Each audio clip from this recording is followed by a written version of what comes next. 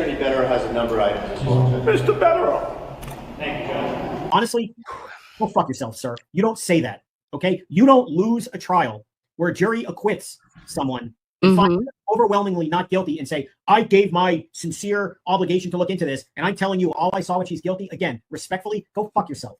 Swear again like that. That was, no, I mean, whatever. That was, I shouldn't have done that. A few moments later. You, as a prosecutor, have got to be out of your fucking mind.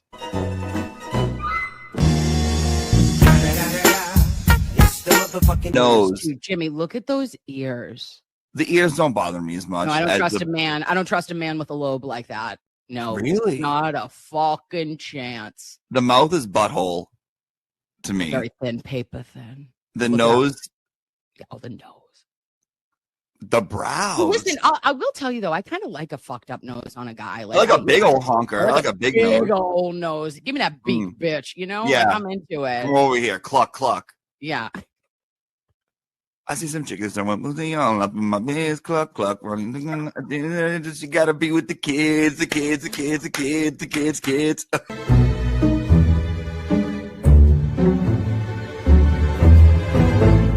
And I go, oop, clutch, clench, Kegel, we did it all. And I go, oh, and what happened? And they go, well, we just got 4,000 plus pages, bitch. And I said, stop it. Show me it. Take me to Unimpound Town immediately, if not sooner.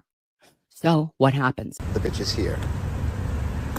Why are you at a football game? Are you a Fonz correspondent? Well, no, because it's only for men over 30. Okay? Have a great night, boys. Fuck off.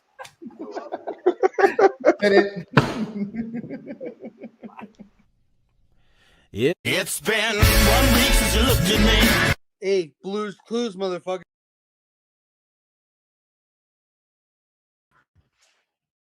Hello, loveys. How are we? It is Wednesday. It is April 8th, 2026. And we are all together again. Look at. She's got it working today. Can't tell me shit, babes. I painted those little signs that were gray to the navy blue. And now they're doing all the things. And you can see the sign. And it's not being enveloped by the background.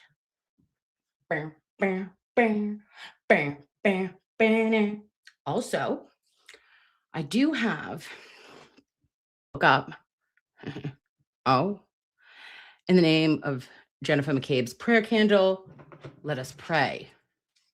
Look at what my fairy tall mother, her name is the Meatball. The Meatball Morris's get a stain. And what did she get me, you ask? Oh. Can I change the color? Yeah. Are we going blue? Do we want a little red light district? Well, that's a little slutty, but we'll go redder. Okay, put a little yellow. Call me mellow yellow. Oh, things could be desired. I think we like the pink, though. I mean, the purple, no? What do you like? I don't know. All right. But anyway, those are really cute. And if I could get my camera to do fucking the normal things, like, look at that. Oh, and babes, I'm making you go to on an adventure right now. But the whole entire wall is done now. Okay, it's a done wall. And right next to me, right here, if we see, all right, we'll come down. But look right here, that's me and Keno. What are we doing, you ask? Sitting in a diner. Because, duh. Why wouldn't we? Oh, try blue. All right, Gemma, Joe, Leo. Hold, please. Let's go blue. Do you like dark blue, light blue? Jeez. Wait, we're going back up. Take me to Funky Town, babe. Oh, geez. Okay, ready? On your mark, get set. Dark, lighter, lightest, medium, dark. Oh, try it. What do we think? Oh, Oh, now it's dancing by the light of the silvery moon. You like the blue? All right. Okay, never mind. All right, we'll go blue. Well, I kind of like the yellow. I feel like that's that. Well, no, that feels a little. Figure it out. Oh, that's nice. No. All right, we'll go that way. All right, stop, Kim. I'll get sidetracked. This has been how long trying to do it. All right, sorry. Bear with me, babes. You knew you were going to be on a funky town ride anyway. It's my house. But also, I'll show you the next time. Okay. I'm going to show you the next time. I'm going to have, I'll do like, I'll post a picture because I also got from my fairy tall mother, from this bitch. She comes over last weekend and we ended up doing more yard work. It never ends. It never frickin' ends. And this individual, this damn saint, a saint in blue, she's like, oh, don't worry, Kim. We'll get you something. What do you need? Do you need anything? You need a little something from, I don't know, Kohl's or Amazon. I don't know exactly where she got it, but I got a Keurig. So then she got me this little sign that says a Keurig and a tea station. And she made me these tiny, I got to bring it over. Fucking A. Hold on. Look at this. I got a tea station in the office, babes. Oh, please. Oh, Lord, I've dropped everything and almost my basket and my brain. Oh, I got push pins. I'm going to be up my ass by the time this is done. Call me a pin cushion. Christ almighty. Sorry. Pardon me, babes. It's all happening. She's back. Look at this. Oh, wait, sorry. Meatball. Look at these. These are packets of teas. Vitamin C. I love lemon. Lipton. Organic. Organic. What? Listen, I've never been organic in my life, but I love it. More Lipton organic. Then she gets me these little bitches. How about a comforting chamomile? Oh, Kim, are you feeling sprightly spearmint? They called me that in high school. Sprightly spearmint. They also called me the hardy hibiscus. But that was a different year. That was junior year. Don't make it weird. Okay, so I've got all the teas in China, and then like these random bags of tea. Okay, I don't know, but I'm living my best life. Oh, Peppy Peppermint. That was Jimmy's nickname. And turnip, or turmeric rather, peppermint. That was, I don't know who that was. We'll have to figure it out. But it's so beautiful. Oh, she's going down. But who could ask? Who could ask for anything better? No one. Not a soul. And if you don't have a Meatball Morrissey Sketty stain in your life, you're missing out. Also, look at this, babes. Remember how Keno had a moment and he was like having an emotional time before moving?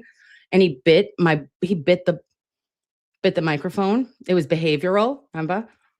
Now I got this. I don't know how it sounds, but I might take a nap on it later.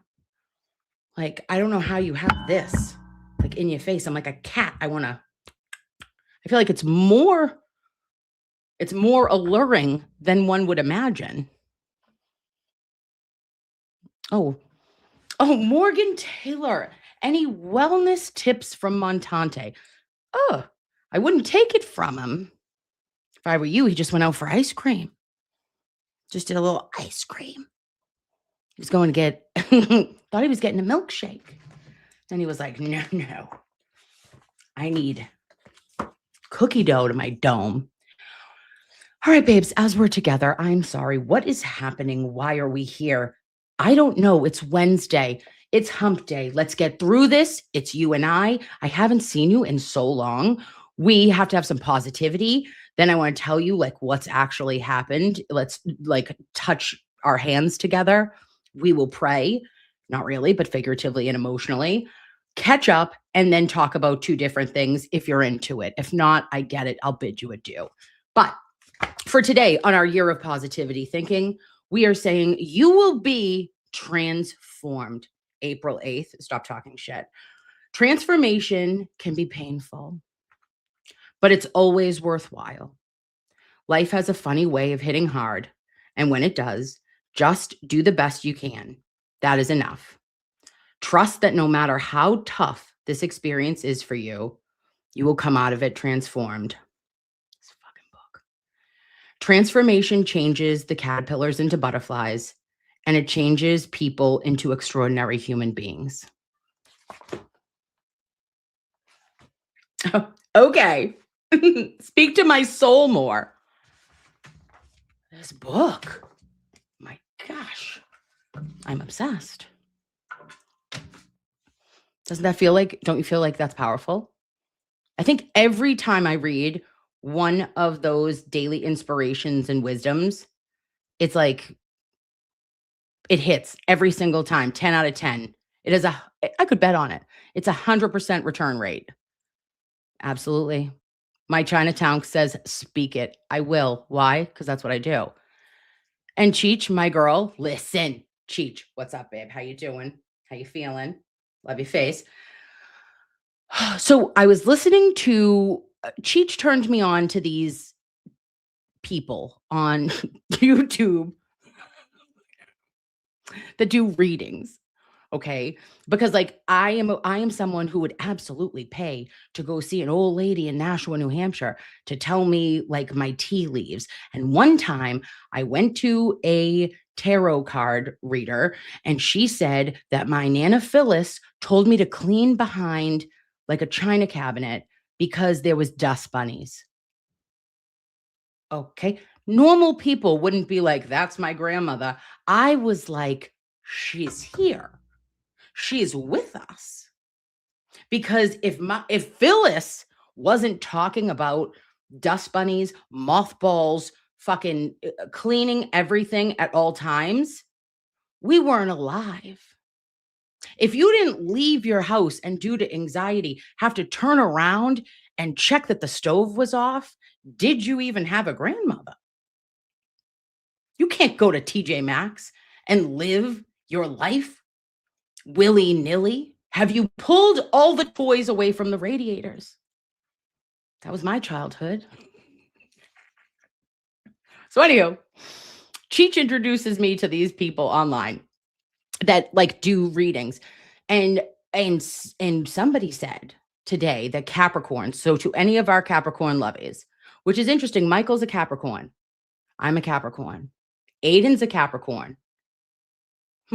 Just saying. Cheech, are you a Capricorn? I don't know.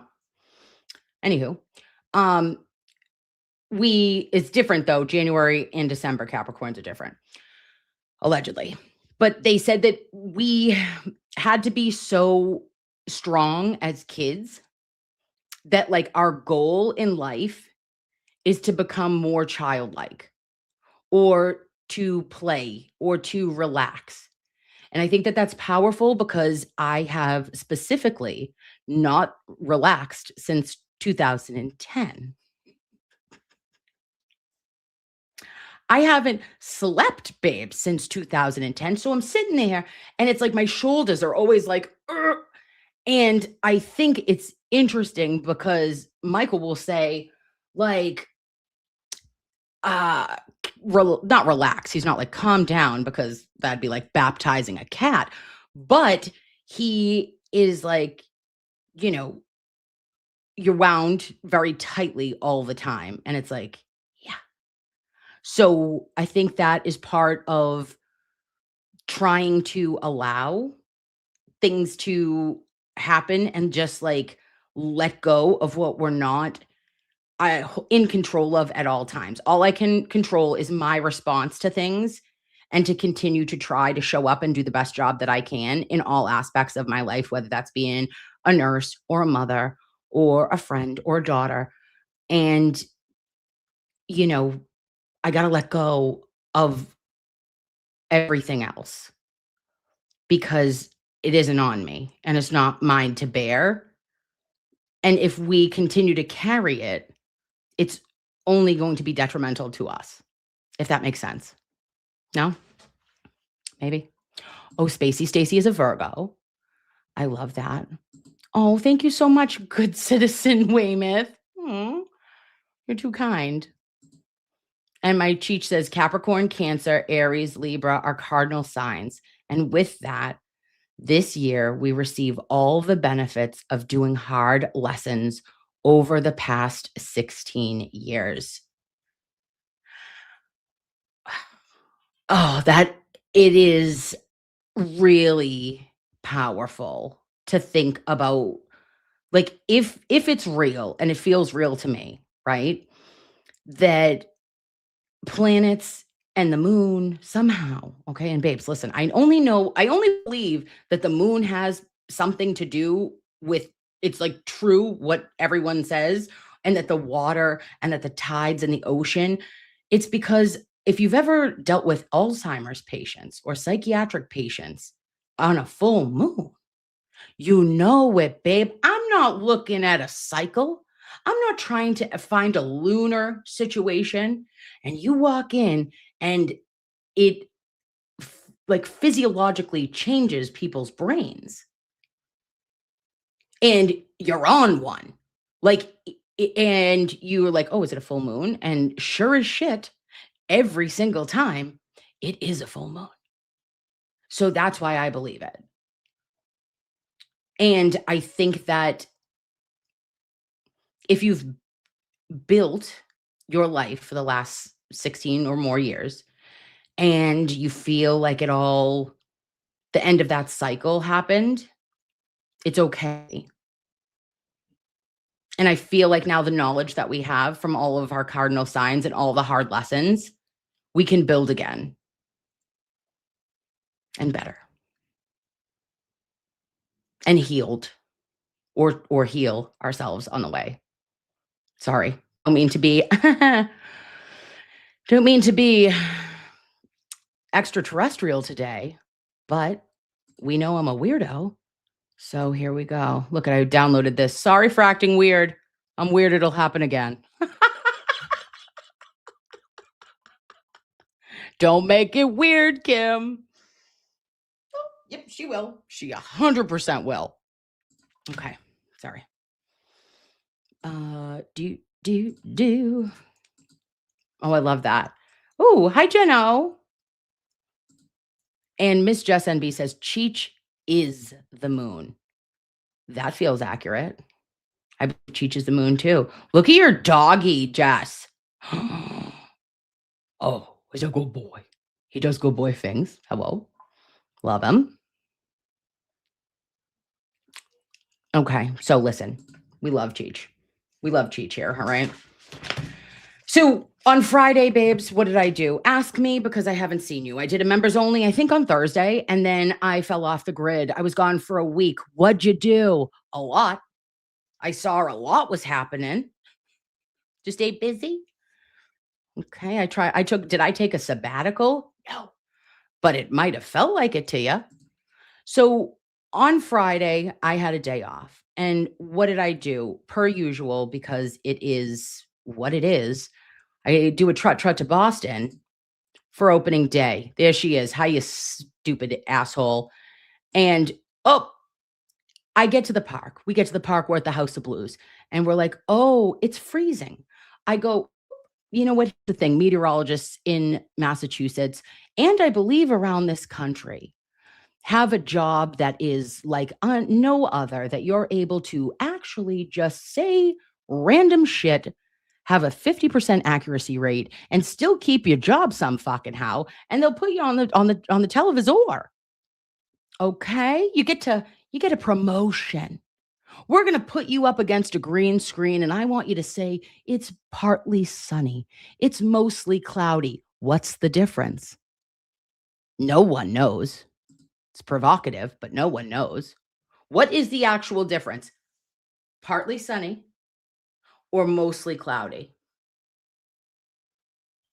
That's a 70-30 in the same direction. It's an oxymoron, if you will. I don't know.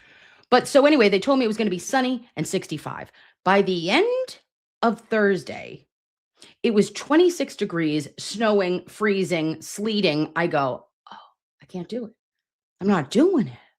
I'm not going into Fenway Park. Like I had to in 2013 with gloves on and a North Face. Like it's not enjoyable. But Michael's like, it's going to be great. It's going to be amazing. And I was like, it's going to be great. It's going to be amazing. So we go in. And this is like, it's like, oh, it's not quite great yet.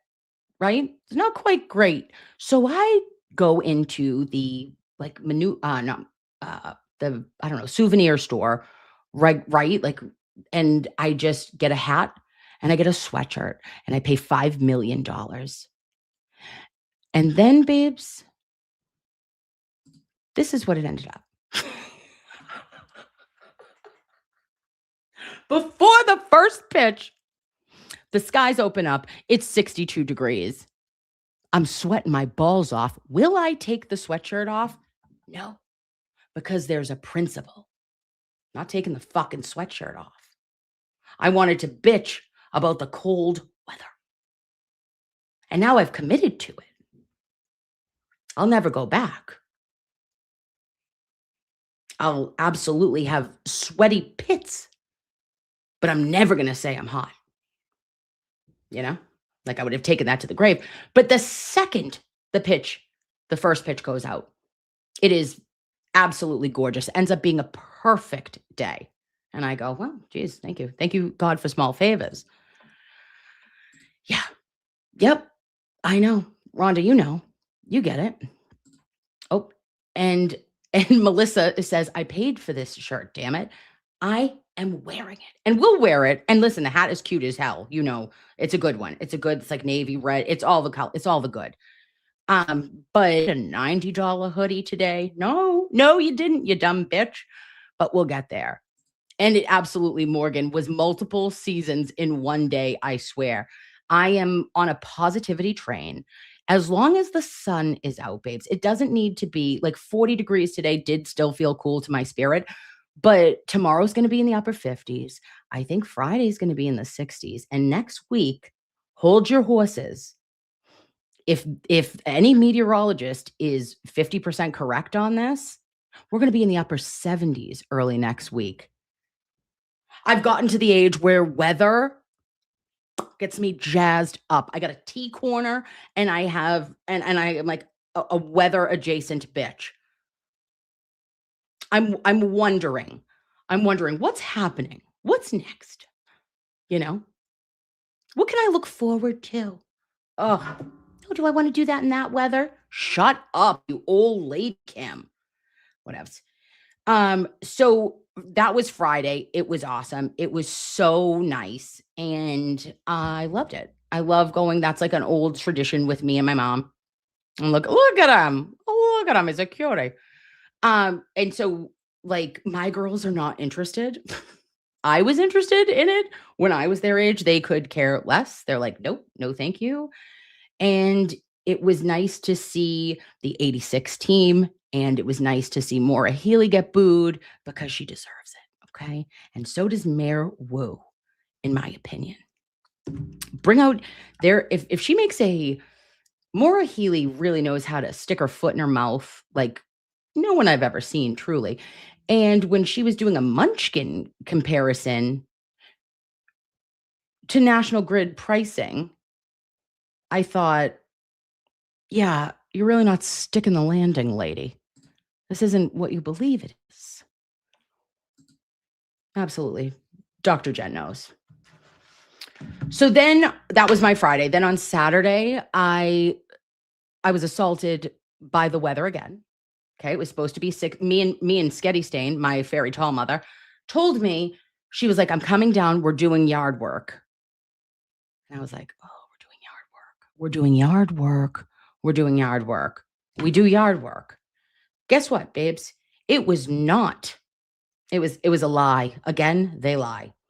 The government, NASA, the meteorological company of the world. I don't know. Everybody lies. So Meatball comes down to my house and she's got this. She's got all of the things. She has, sorry, I didn't mean to, I should have X'd that out, but she's got a lawnmower. She's got bags. She's got a rake. She's got like a mop. We have contractor bags.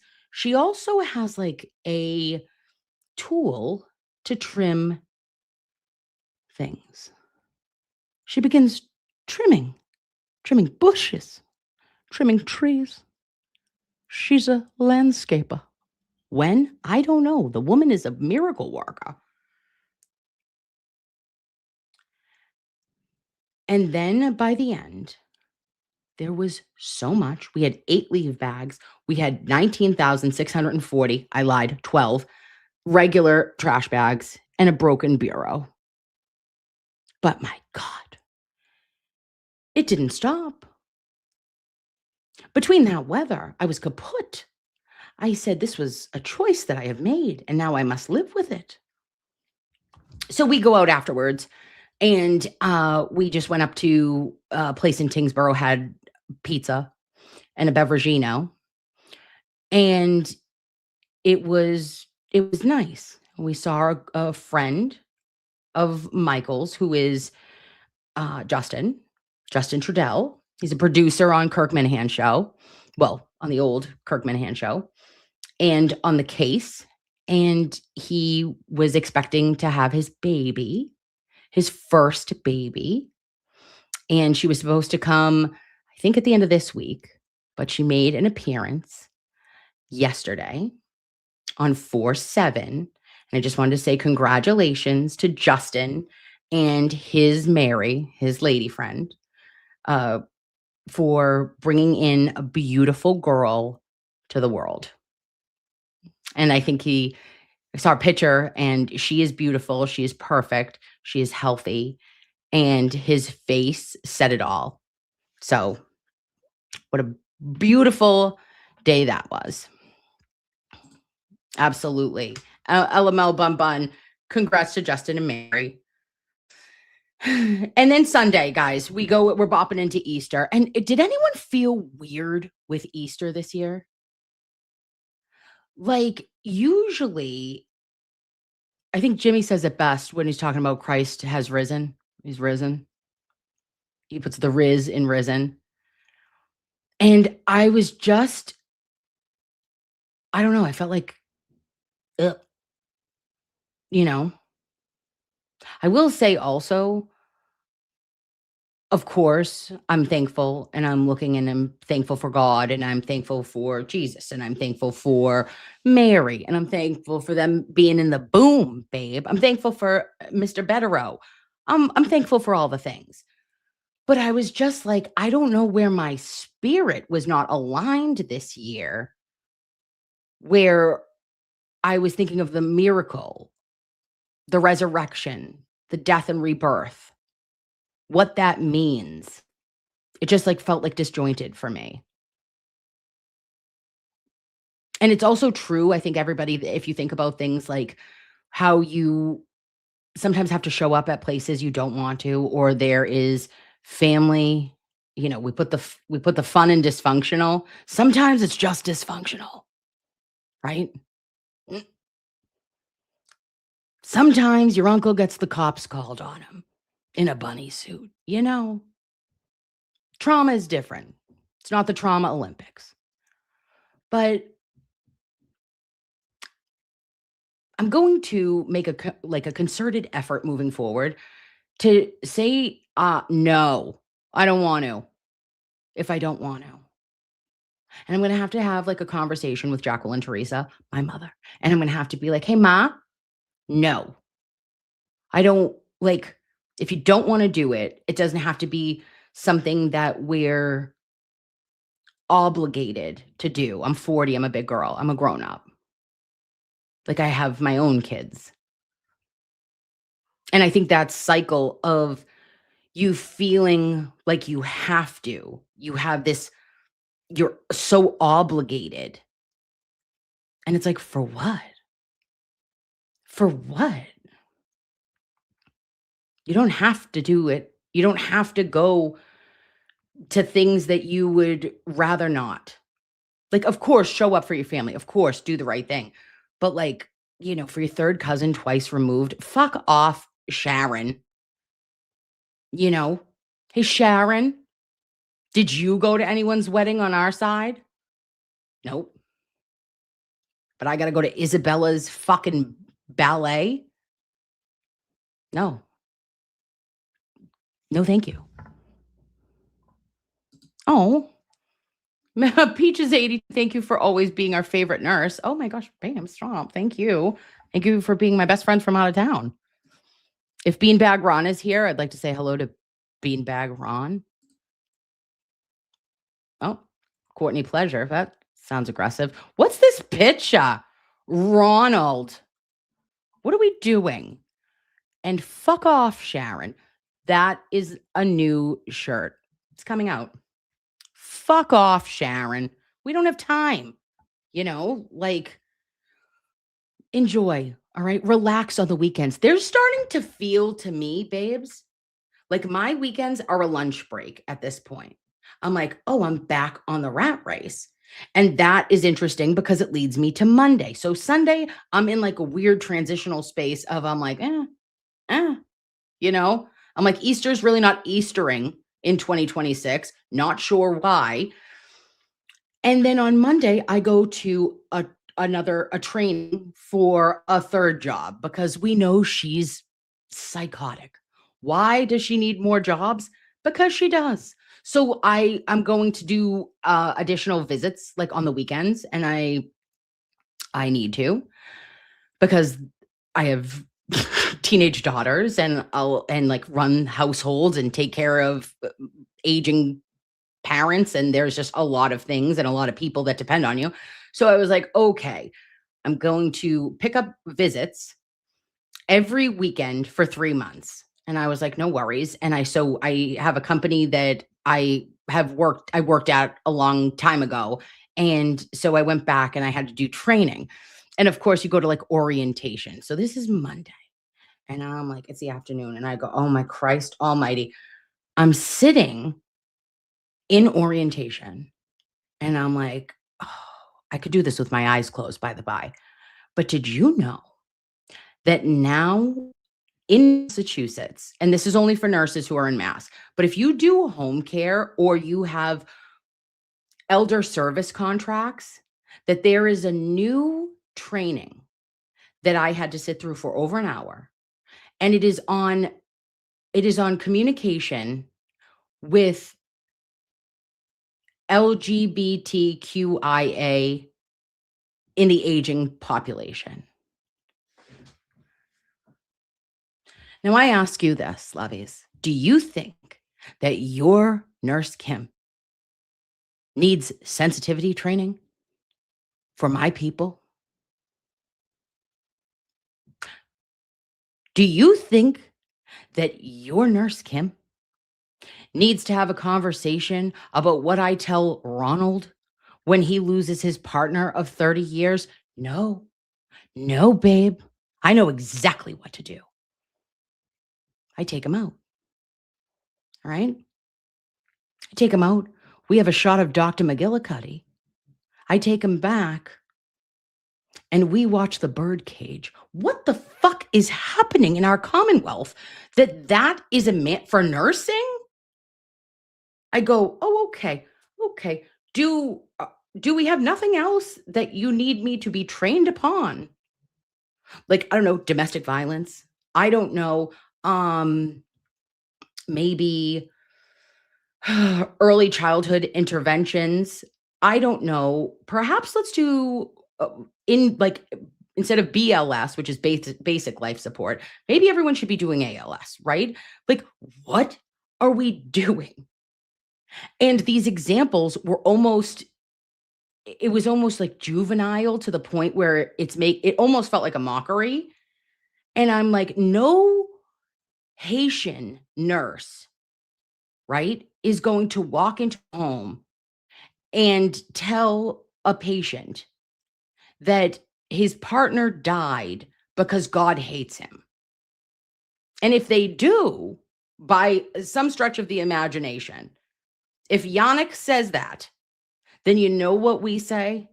Bye-bye. You don't work here anymore. I was beside myself. And also it was almost propagandized. It was to the point where I was like, Maura, what do we do? Did you make this? Did you cut this film, bitch?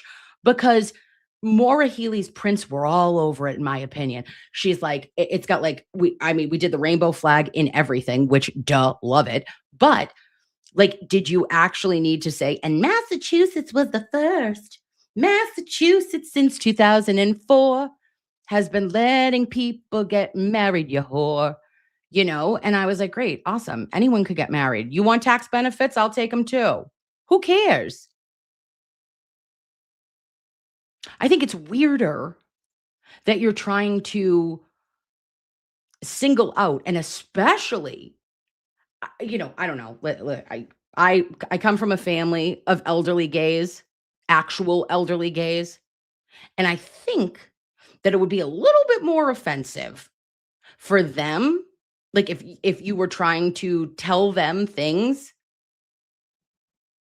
or be sensitive around them or anything. They'd be like, ew, what's the matter with you? I want a new nurse.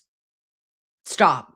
They're not trying to open up about everything. If they do want to, if any patient wants to open up to you, have them open up.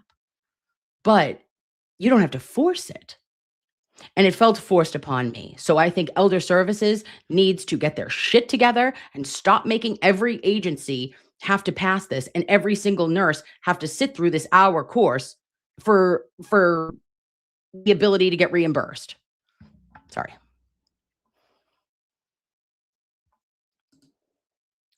It's definitely more offensive. I agree.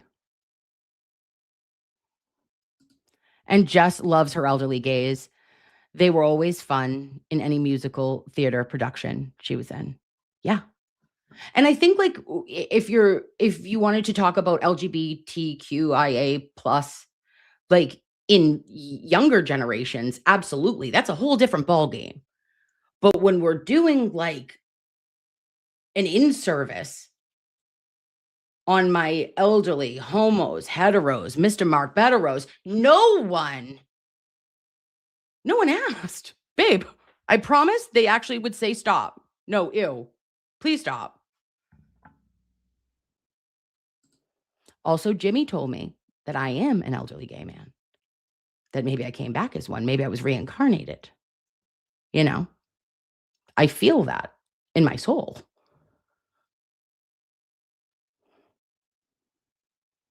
Oh, and Archie says, my dad told the South Carolina Myrtle Beach nurses who were Haitian that I worked out of ICE. Well, it made sure he wasn't abused. Yes, I was in that. Oh, Archie. Oh my. If I say though, that class, I just keep thinking of Papa Sean. He'd be like, I don't. Well, G, B, T, the number 3. Who the hell knows? I love it. I can't. So anywho, that's what I did. Like, and I'm like, oh, what the fuck? So I'm done. Like, I'm physically spent by Monday evening. I come home. I'm like, I'm spinning on the rings of Saturn. Not like the Artemis, which is spinning around the moon. And I go, oh, fuck my life. Tuesday comes. And I'm like, hey, Tuesday, what do you need? All right. Don't be a Tuesday Gazette. What the fuck do you need from me? I just do regular work. And I could not for the life of me, babes. I wanted to. I was like, are we going to do a stream? Are we going to talk shit Tuesday? No. Where do I end up? The fucking Olive Garden. I'm knee deep in never-ending breadsticks and a salad. Delicious. That salad and breadstick combo, you can't fight me. Fight me that the Olive Garden isn't a touch above the rest. All right. So I'm sitting there and I'm like, oh, bitch, you should probably do a stream. And then I feel something come over my spirit, and I'm like, I got to text Jess because I haven't spoken to Jessica Lynn, aka Jessica Machado. So I'm just going to type to her. I look up at Livy. I'm having a conversation with her, and I look back down, and she's already told me. She gave me the heads up, babe. She says, we have a 2-week ceasefire. Trump has done it. Trump has done it again. And I am like, bitch, I was just going to tell you that. And I was going to say, so are we good? And she was like, yeah, we're good. And then she goes, were you texting me? I'm like, yeah, because we have telepathy at this point. We have girl war update telepathy. She knows she's got to talk me off a ledge. She knows that I am wound as tight as a top. She's like, if this brings Kim down 0.01%, I'm going to tell her something to make her feel a little better. And she did. So she's an angel for that. Then I send her a picture of Olivia Jean eating a breadstick. Was it necessary? No. Did I like it? Yes. And that was it.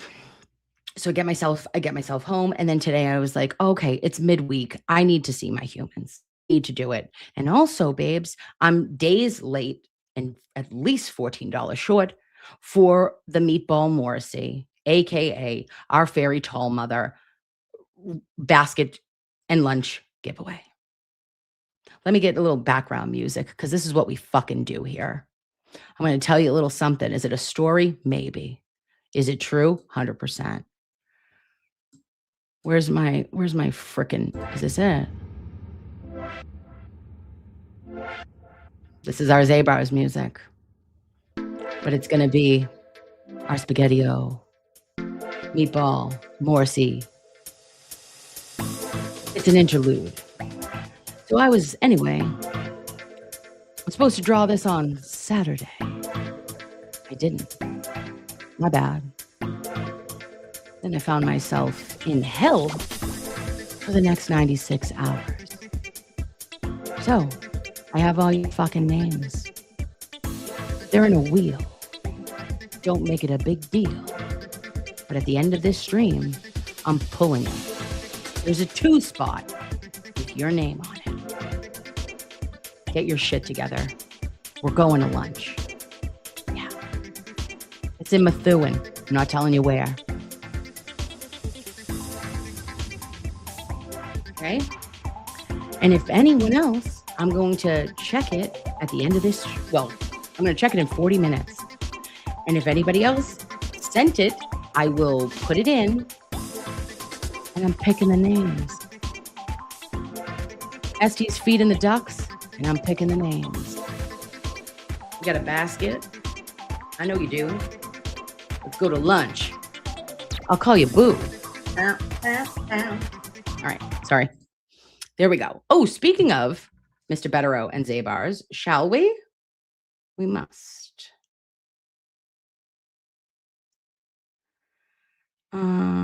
Mr. Betterow. Heidi ho, Mr. Betterow. Where are you? I would like to ask him if we're doing Sunday service. If you must. Hi, Mr. Betterow.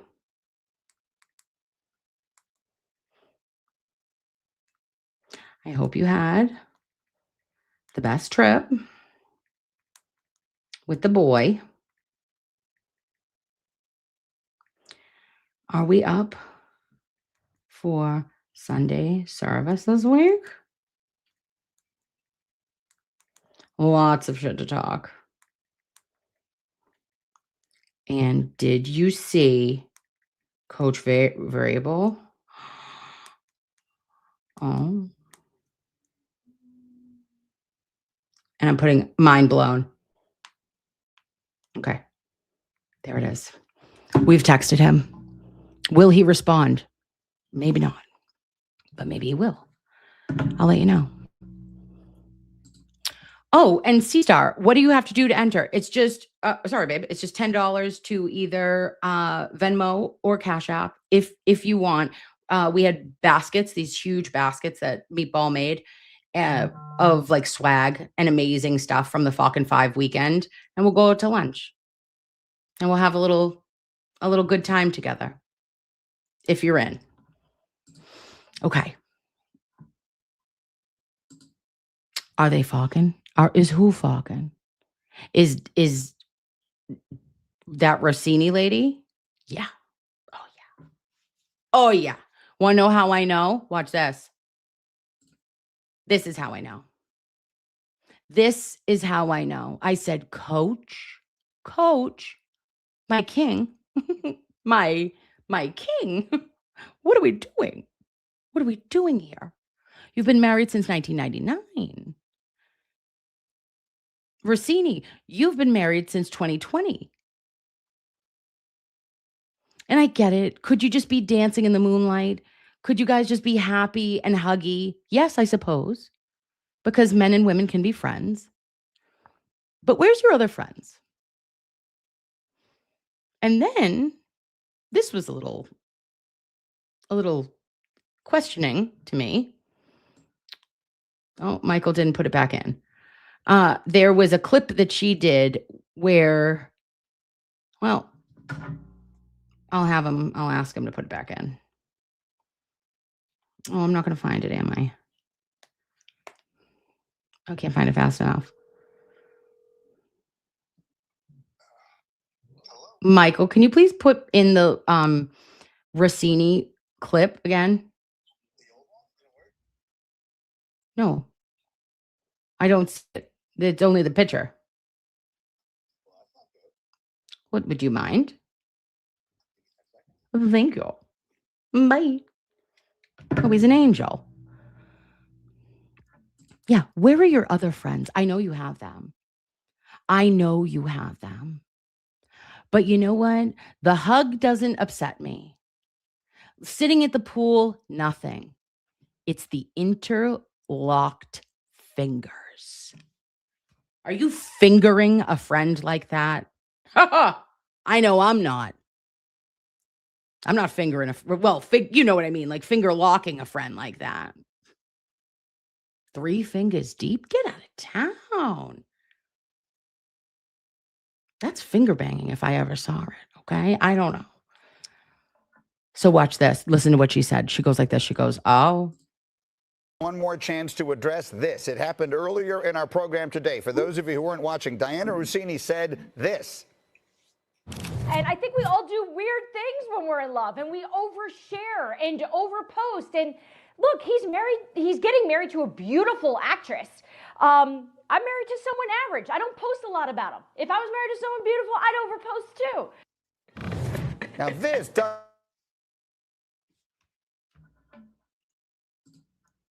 Can you imagine? Can you imagine saying that you married someone who was average? And also he's not. He's cute. He's super cute.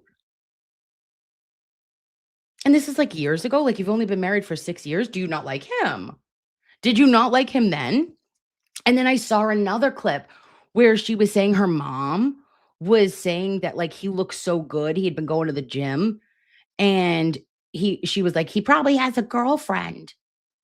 And she goes, Ma, why would you say that? And she goes, to keep you on your toes, so you want to keep your man. And meanwhile, back at the ranch, you know, and it goes on behind closed doors, and I'm not judgy on that front, but it's like, if you're going to, if there's going to be pictures, or you know it's coming out, and you know that they had to know. So if you know it's coming, and you're not posting on Instagram yourself because there's nothing to hide, but if you know that something's going to be leaked, then maybe you try to get ahead of it. And the problem is that, like, could there be a conflict of interest? Michael will tell us more. Michael knows all the sports things with it. But could there be a conflict of interest if she's reporting, like, a source and a reporter? I don't know.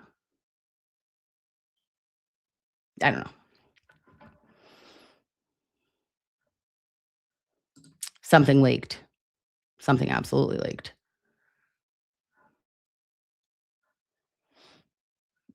I know. Alabama Amy says, average. Wow. I bet she's fun to live with. I just, listen, and you can see, and not even, right? Like you would never want to be mean or cruel. And I find that very cruel to say, like, to your partner. I can't even imagine. I would never say that to Mr. Nurse Kim. I would never say that to I could never, ever say that to anybody. Be like, hey, you're average.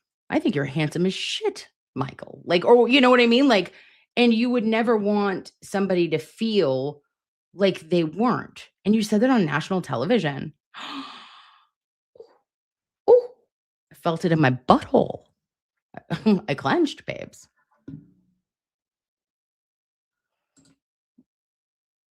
Oh, and Emily sees fake Lally Siggy, says, I don't follow the sports balls. I hear you, babe. Sorry. And Style and Hair says, you sent it by Cash App? Queen. I'm adding you, babe. I'm putting you on the wheel. Is it Fortune? Yes.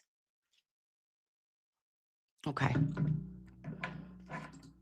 Emily C says, I love my fake Siggy. Yeah, you do, babe. How you doing, Emily? Little angel. Okay. And Phil says, put me in coach. Randy, Willing, and Vrabel, you dirty dog. Oh, ready. I was Randy. Do I make you horny, baby? Thought that was a little bit of a Austin Powers reference. Do I make you Randy? All right. Ready, Willing, and Vrabel, you dirty dog. Somebody wrote something to me on Twitter today. He was like, Dear Nurse Kim. He said something about tickles. He was like, hope that makes you tickles and giggles. And I was like, oh, sir, no one's tickling and giggle. What? I became instantly flustered. I said, oh, what are we doing? Sir. Anywho. And we hope there's no babies from that leak. Hey, babies are blessings. All right. So next, focus. What are we doing? We're going to, okay. Oh, and then, so today also, babes, right before I get this done, I knew I was coming on, but we had talked in the last, I don't know, week or two. Somebody said that their mother made me a Diet Coke sweatshirt or a scarf. It might have been a scarf. It felt like a sweatshirt, but it might have been a scarf. And then I had more than one lovey say that they had a final pieces of my collection. They had a tiny Chuck Norris. They had a Punch the Monkey. And they have a tiny Mr. Mark Betterow for my boom. I was like, do I give out my address? And then I said, no, you don't give out your address. So I got a P.O. box. I want to talk some shit about the United States Postal Service, and then we'll go cases. But listen to friggin' this. Are you kidding me? First of all, didn't know how much a fucking P.O. box cost. What is this? I understand that we have a free market society, and I get that capitalism is the way to go, but this is a government-run entity. I'm going to need flat rates across the board. Okay? There's not flat rates. I go to one town, my town, and they say to me, hey, bitch, you have a 6-month and a 12-month option. Your 6-month option is $329. For 6 months, 6 years. How long? What say you? For 12 months, $598, 0 cents. I go, oh, you think I'm going to pay $600 for a P.O. box in this economy? In wartime? Absolutely not. Can't afford it. Can't afford it, babe. I shop at Market Basket. Okay. I'm a fashionista at the clearance section of TJ Maxx. I get roll paper wallpaper on a 50% discount at Lowe's. So the fact that you thought with a straight face to tell me $598. You must be out of your tits. So I say, can I shop this around? Can I price it out? I asked Google, I asked Grok, I asked Jesus and Mary and the Boom. And I go, hey, babes, can someone show me the way? Who do you got to know? You got to know a Vrabel to be able to get a normally priced P.O. box in this city, in this town, in this state. So then I look up, I go to Nashua. I go, Nashua can't be expensive. Nashua was a little less expensive. It was $479 annually. But I said, I can do better. I can do better. Fuck off. I'm not paying it. So then I look up Tingsboro, and Tingsboro hits me with a beautiful number. I go, wow. Oh, I go, now we're getting somewhere. Now you're talking. You want to charge me for a 6-month price of $160? Yes. Yes. Signed up. I'll sign it. I'll sign it right now. But then something in my spirit says, look for one more. One more, Kimberly Jean. Look at one other town. And I pull up Dunstable. Now, it's a nice ride. It's scenic. I go by horses. If you know me, you know that I love horses and that their eyes are the window to my soul, my gay ancestor's soul, myself as a gay man. Everything runs through a horse's eyeballs. Okay? And I knew exactly where it was. I was like, oh yeah, I've been there. I know where Dunstable post office is. How about I got a six-month price of $130.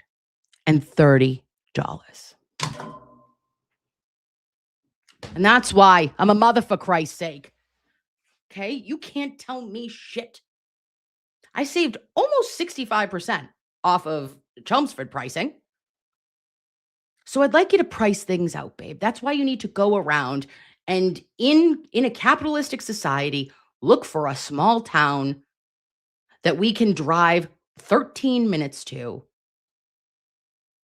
and be able to have a life expectancy because you don't have to actually donate a kidney on the black market and sit in a tub next to a man named Raphael as he continues to pour ice in after he's sold it. You know? So I have a P.O. box. That's the story. And Nurse Kim P.O. box, drum roll please. P.O. box 159, Dunstable, Massachusetts, 01827. Let's go to heaven, babes. Okay? It's me and you. I'm obsessed. Will I go there? If there's nothing there, listen. I just will be excited that I got the keys. And the keys are obnoxious. Do you have one? Hold, please. I got to show you the keys. It feels fancy. It feels like you have a key to the city. Hold.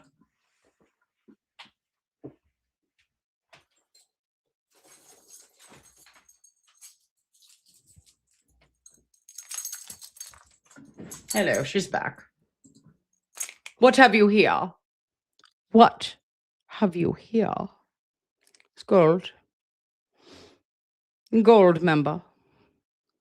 Yes. Is this your P.O. box key? Did you test them? Yes. Do you know that it works? 100%.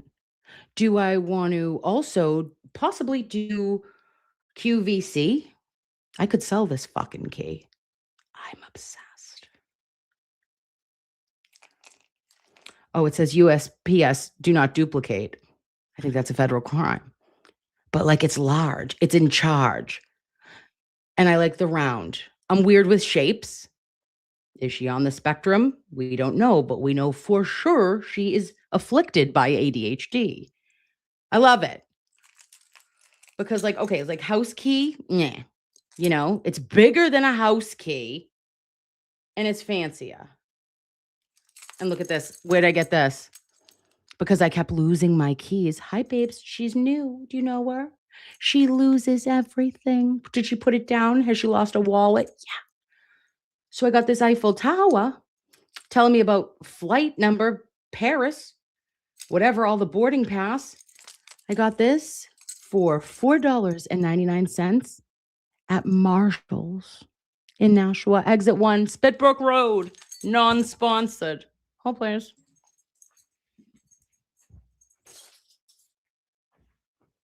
All right, sorry.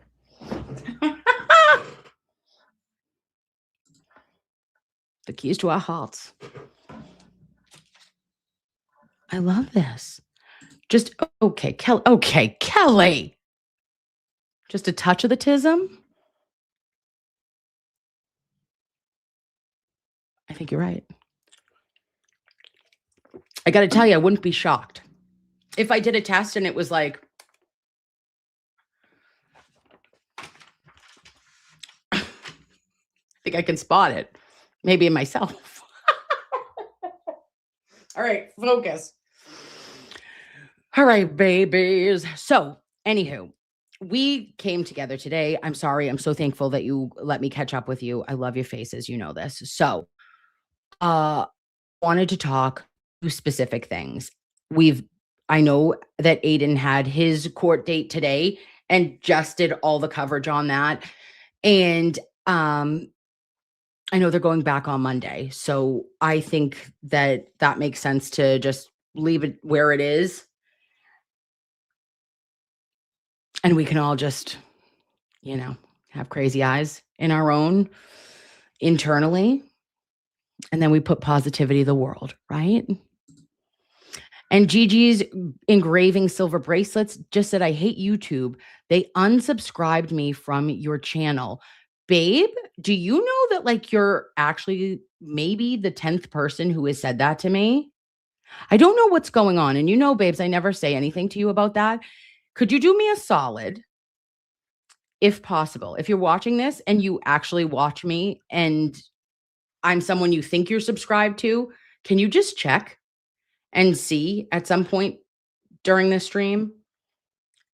Because it's been a huge increase lately, because I know that every once in a while someone would be like, oh, that's weird. But I'm getting messages. Well, not messages because I don't read them, but emails that are saying something is wrong because I know that I've been subscribed to you and I just had to go and resubscribe. One person said that they went back a week later and they were unsubscribed again. So it's like, am I being targeted? Is this targeted? Don't come for me, YouTube. Oh my gosh, babes, I got to tell you something else. Michael, I need help. Well, he knows I need help, but damn it. Oh, I'm going to have to go downstairs in a minute, but let's go through this. I got something from YouTube. It's not a plaque, so shut up, but it's cool. All right. Anyhow. So I want to talk to us today about the updates in Lindsay Clancy case and Sandra Birchmore and Matthew Farwell and the DNA. All right. We won't be a long time on it, but it's important. First, let us see as Kevin Reddington decides that he is going to repropose that Lindsay's case be presented in two different parts, the bifurcated trial. And he's saying that there will be an admission to the unaliving of her children if they are able to do this split trial. It was initially denied, but with her potentially having that admission, that would change everything. So I just thought this was interesting to see her coming into the courtroom. Watch.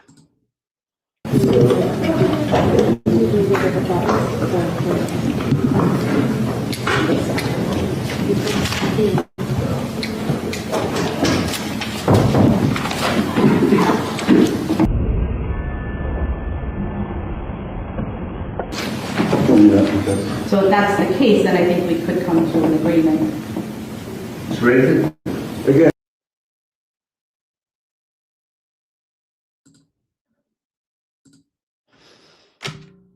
All right, babes.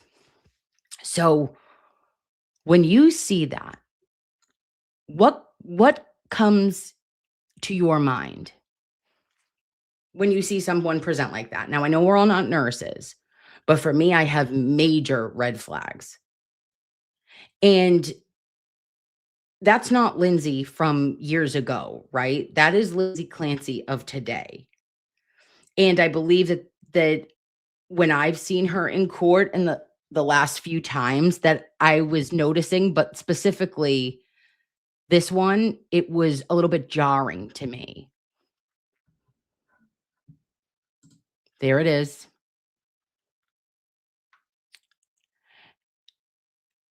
Someone also, I think it was LML, said hollow out of it. She does not look well. It looks haunting. These are incredible, babes. Fear. Her reactions and her blinking was a little bit noticeable to me, right? So she has like slowed reflexes because blinking is something that we don't do, that it's our autonomic system that does that, right? So I'm watching her, and when you look into the eyes of certain people and certain psych patients, they'll describe it as dead eyes. And that's not to be offensive to anybody. It's just that it feels like there's nothing behind it. And that is a void. And that is a numbness and a disassociation that you can see that there is, like, where are you? Because you're not here. Do you know what I mean? So that was what I noticed. And I did have something that I wanted to show you, which is a comparison that there's very rare footage of Lindsay Clancy. You can see photos of her with her family, with her husband, Patrick, with her beautiful children. But like you want to see like someone's speech pattern. You want to see what did she present like at a different time in life. And I found this and I wanted to share it with you. And when you guys see the stark difference, I think it is profound, in my opinion.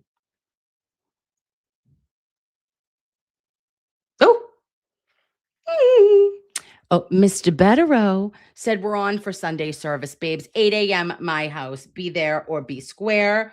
Brought to you by Zabar's. Not really, but we'll pretend. Okay. 8 a.m. We're talking shit. Thank you, Mr. Betterow. See you then. See you Sunday. Little prayer herons, my friend. Okay. This is, I had sent this to me. Okay, ready? On your mark, get set.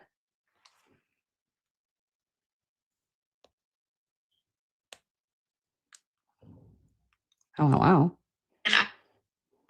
I'm Lindsay Musgrove. And I'm This Lindsay Musgrove. This is before she was married. And I'm Lindsay Musgrove. I'm a new graduate nurse, and I recently did a lot of research about public care in Birmingham, and I found that all of the leading pediatric and obstetric foundations support this practice. So there are a lot of benefits for both mother and baby. For the mother, you can start forming a routine with your baby. You learn to sleep in chunks as your baby naps. You have less anxiety about your baby being out of your sight, so you actually are able to sleep better and deeper than when you send your baby to the nursery. This is a great way to have successful breastfeeding. You're always there with your baby. You can learn your baby's cues and needs when they need to feed, when they need diapering, when they need rest. And I'm Lindsay Musgrove. I'm a new graduate nurse, and I recently did. So it's palpable. You can see it. That's a totally different person than we see going into that court. And also, babes, it's important to recognize that specifically with Lindsay's case, that this is a labor and delivery nurse, an experienced labor and delivery nurse. And I believe that we all, any of us that had an interest in this case from a postpartum perspective, because there is nothing but respect, there is nothing but honoring and having no empathy for the loss of the life of 3 beautiful children. I am very well aware that Lindsay Clancy committed this crime. And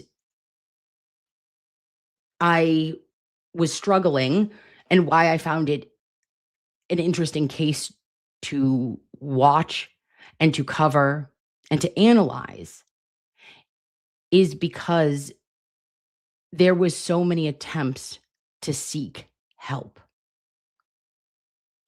Because she did everything in her power to say after the birth of her 3rd child that I am not okay.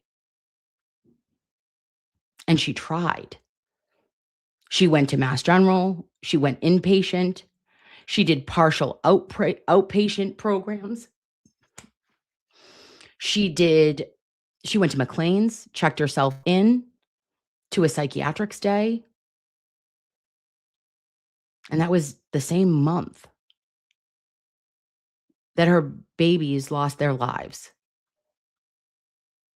And that is where it's because it's such a dichotomy of an educated woman knowing and being, a Boston, one of the best hospitals for mother and baby in our state.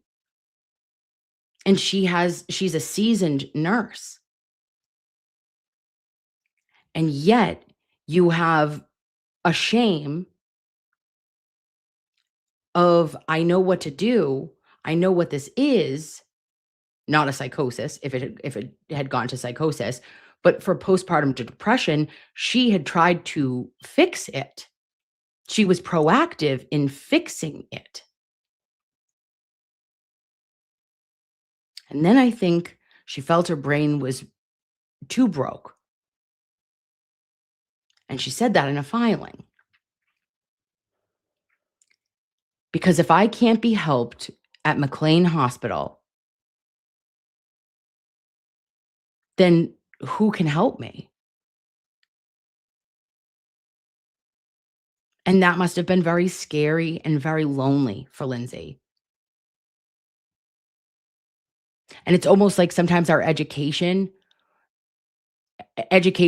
plus motherhood shame that comes with feeling like, why am I not doing this right? I had postpartum anxiety. I've been very upfront and honest with that since day one.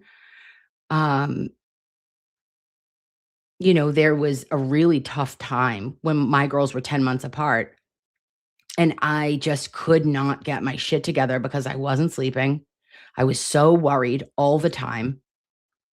I was working back to work 6 weeks later. I worked till the day before I had both of my babies. Nope, I lied. Mia, I worked the day of, and I left at 3:00, and then I had her at 11 at Lowell General.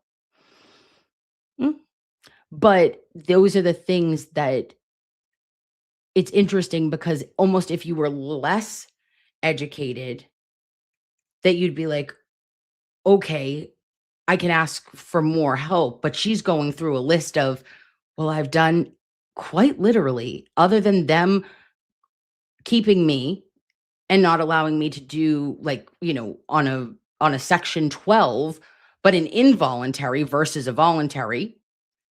Other than that, what else was there to do? And the providers which she saw, those outpatient psych providers, and the inpatient psych providers, in my opinion, were negligent. And I mean that because they put Lindsay and on antipsychotic medication at such high doses, babes, and in such combination where like pharmacists were probably like, there was probably red flags fucking tweaking all over that chart. And that was difficult. And she's being titrated up, and then they're taking her off medications completely. And then they're cycling her back on them, and she's back at square one again. And it's like, where do I go from here? So the question is, was she of sound mind at the time of the unalivings? And the prosecution is going to say she knew what she wanted from the restaurant. She sent her husband out 12 minutes away, and that's why she did it. And the only thing I can say to you is that I pray you never, ever have a postpartum break. I pray that you never drop your basket and you have a nervous breakdown. I pray that you never know or you've never seen somebody cycle into psychosis, because it could have happened in less than 5 minutes.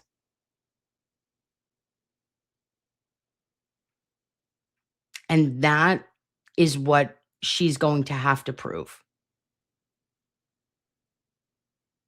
But when you see the vacancy in behind her eyes and her dark eyes, and the slow reflex of her blinking and breathing, I question what she's medicated with. Like, you know, not in a fresh way. She's at Tewksbury State Hospital. But, you know, her living with her thoughts and knowing that all of her babies aren't here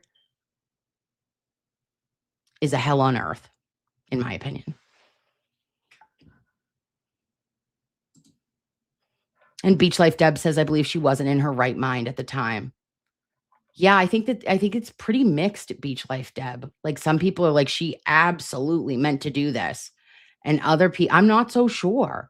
I don't believe. I mean, there was no other signs. Do you know what I mean? I don't know. It is a tragedy. Absolutely, Cheech. It is such a tragedy. And thank you, Pretty Fly for a Wi-Fi says, rapid cycling is real. It is. And that is where I just hope that Kevin Reddington and the psych team, and I know that they will be because he's a good lawyer. He's going to know exactly how to present this.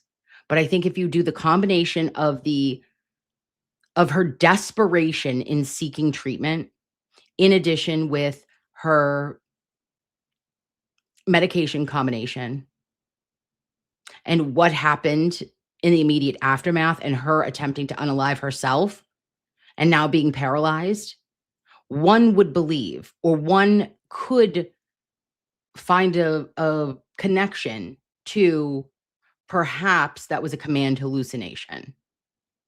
And God knows how long she heard it before it went from a depression to an acute psychosis and a medical emergency.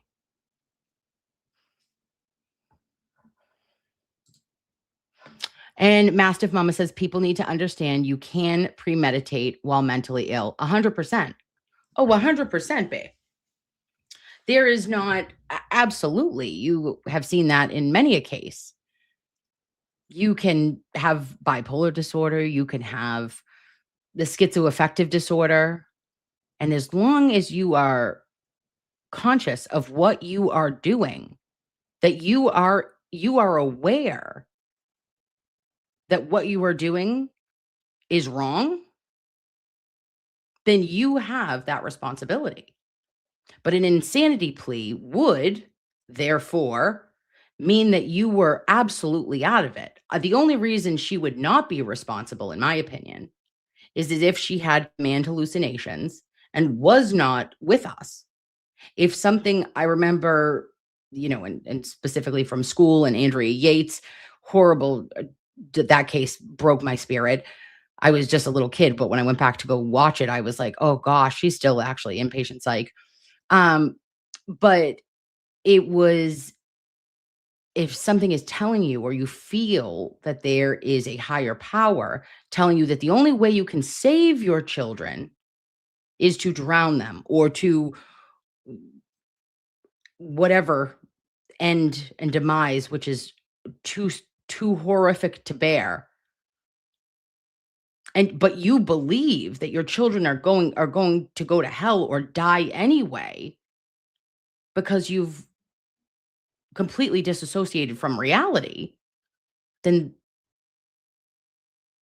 by law, you should not be found guilty. You were not with us. You were not with us in this actual reality and the real state of mind. And it can switch. And it can switch quickly.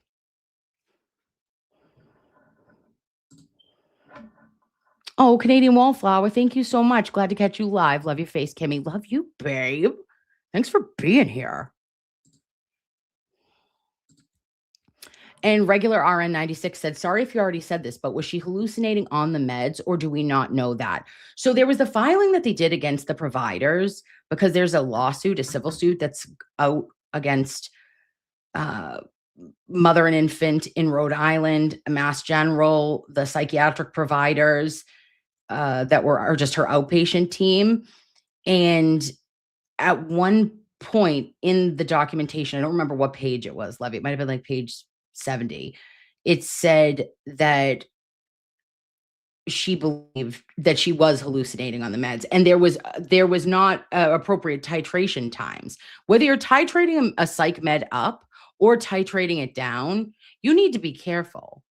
And when you're on benzos, you need to be careful. And when you are on an antipsychotic, such as Seroquel, a woman who weighs 112 pounds, likely with no history of PTSD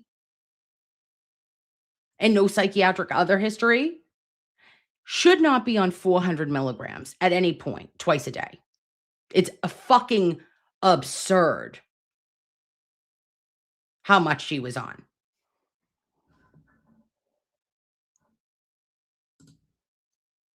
Oh, Susie Q. Austin. Yates was a nurse too. Oh, I didn't remember that.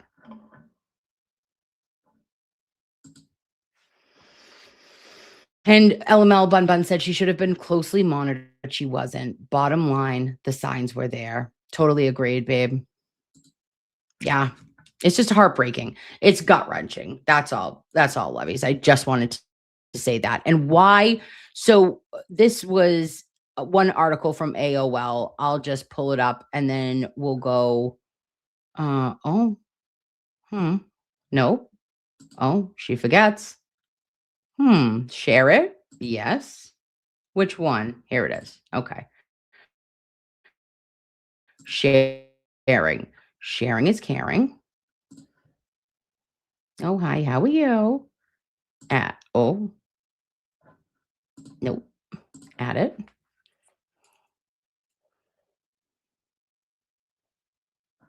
All right, babes. So Lindsay Clancy may admit to the act of unaliving her three young children in 2023 if her trial can be split into two phases, her attorney said. But legal experts say this would not be an admission of criminal responsibility. The 35-year-old Duxbury woman's trial on charges that she manually strangled her children to death is scheduled to start July 20th. July 20th. Clancy has pleaded not guilty. On March 30th, Plymouth Superior Court Judge William Sullivan rejected the defense request to hold a two-phase or bifurcated trial. As Clancy's attorney, Kevin Reddington, requested, prosecutors would first have to prove beyond a reasonable doubt that Clancy is guilty of the 3 counts of strangulation and to what degree. Then they would have to prove that Clancy was, quote, not suffering from a mental disease or defect, so much so that she was unable to appreciate the criminality of her conduct or conform her conduct to the requirements of the law. In rejecting the defense's bifurcation request, Sullivan said that a 2-phase trial was unnecessary because many issues presented in each phase would overlap and therefore be redundant. A defendant also does not have a constitutional right to a bifurcated trial. Reddington has asked the judge to reconsider. He said in his April 2nd motion that Clancy is, quote, willing to stipulate formally in writing to her involvement in the underlying conduct resulting in the death of the 3 young children. If that happens, the only live issue at trial would be the defendant's state of mind as it relates to the defense of lack of criminal responsibility, Reddington wrote. And it's just that it's because there's a lack of issue of the insanity defense, also known as lack of responsibility. And the offer to stipulate the underlying facts would establish just a part of what is necessary to convict. Now, we know, Loveys, because of all of our cases that we've covered, you need to meet every element of a charge. And the stipulation would only meet like one or more, you know what I mean? You'd have to have more to actually get the conviction. Crimes like homicide require not only action, but a mental state like intent. What someone did is only part of the picture. Specifically, prosecutors will need to prove that Clancy understood right from wrong and had the ability to regulate her behavior at the time of the offense.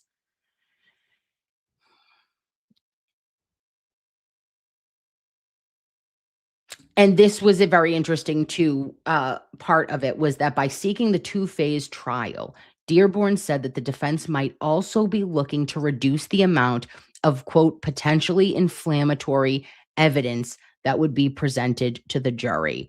And that is what I believe, Loveys. I believe that if Lindsay stipulates to the action, then that could prevent there being autopsy photos, crime scene specific photos that would absolutely break people's hearts. And a jury becomes very strongly affected, as all people do. All people become affected when you see loss of life, and never mind the loss of innocent children, beautiful, perfect babies that are no longer here and at the hands, even in a stipulation, of their mother. So preventing that from coming in perhaps would limit the amount of exposure of that jury to things that would make them emotionally respond versus respond in the letter of the law. And that's always where the rubber meets the road for picking the correct jury, and why we have to apply things when we are on juries to the law, not to what we feel necessarily. Facts matter. And it's really, really difficult. I would be kicked off of me. Nope. I'd answer a questionnaire incorrectly. Can't do it. Nope. Not available. Not me. I would break down. Okay. So I'm going to be very interested to see if the judge does agree with this and allow Kevin Reddington to, if he gives Clancy this will be a big win. If he doesn't, then I think she has a very difficult road because of the circumstances and the victims, which are her own children in this case. All right. And then I am going to share. Oh, can I do this one? Share this instead. Oh, stop it. Oh, where should I add it? All right, babes. Next, Sandra Birchmore. Sandra Birchmore. Matthew Farwell, the piece of shit, the biggest monster that ever lived. A man whose, I don't know, gene pool is about as sophisticated as a caveman, okay? He's Pauly Shore in Encino Man, but not the 90s, and less brain cells if possible, okay? He's an absolute scumbag, and I hope and pray every day that he is not released from prison at all at any point. I'd like him to have his last breath in prison.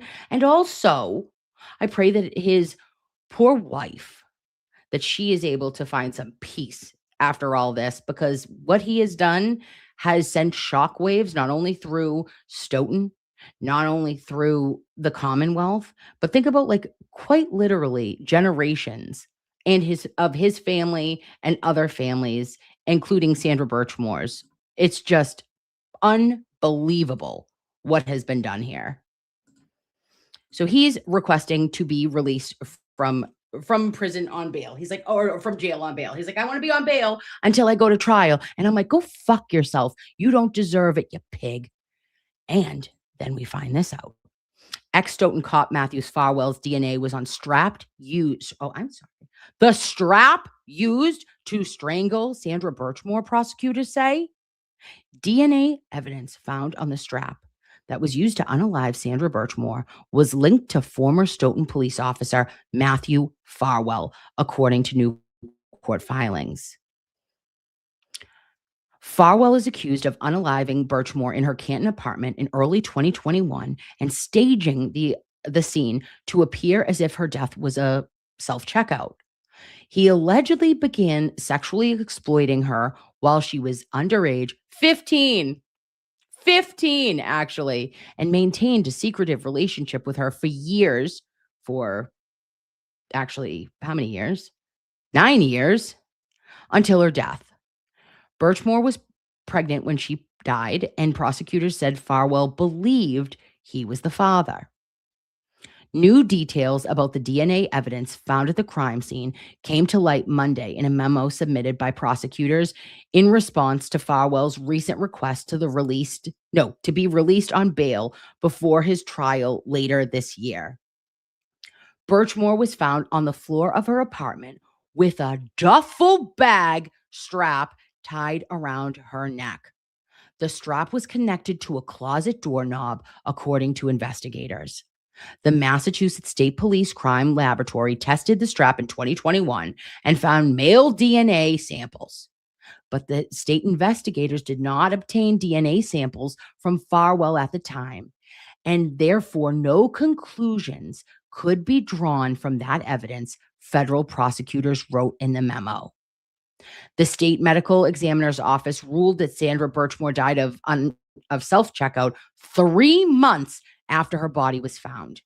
Norfolk District Attorney Michael Morrissey previously investigated her death but declined to bring criminal charges. So I hope they bring them on you. All right, Meatball, you motherfucker. Farwell was not indicted until August of 2024 after federal authorities investigated. The FBI did obtain a DNA sample from Farwell after his arrest in 2024.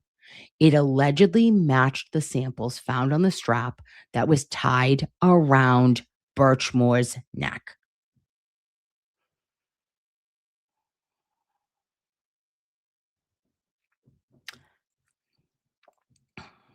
The presence of Farwell's DNA on the murder weapon, i.e. the strap used to asphyxiate Birchmore, is, of course, highly inculpatory.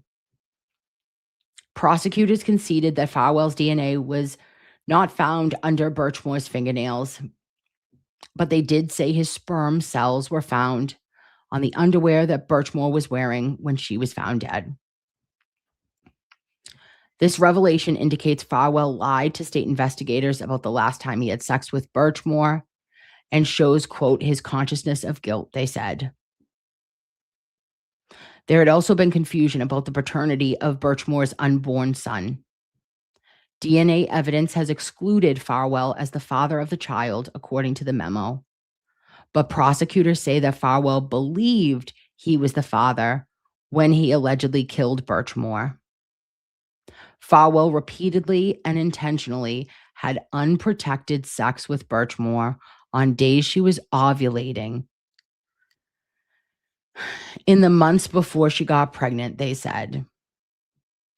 Text messages allegedly exchanged between Farwell and Birchmore in late 20 and early 21 reinforced the notion that Farwell believed he was the father, according to prosecutors.